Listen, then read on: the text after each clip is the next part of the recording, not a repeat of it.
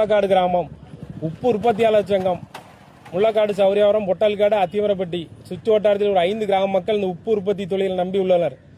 இதுக்கு பார்த்தீங்கன்னா போன வருஷத்திலிருந்து கப்பல் கட்டும் தளம் என்று கூறி தவறாக கூறி தமிழக சிப்காட் நிறுவனம் இந்த இடத்தை எங்களோட உப்பளத்தை கைப்பற்றுவதற்கு தூத்துக்குடி எம்எல்ஏ கீதாஜீவன், மந்திரி கீதாஜீவன் அவர்கள் முயற்சித்து இதுக்கு முடிவு பண்ணிட்டாங்க. இடத்த முடிவு பண்ணி இறங்கிட்டாங்க.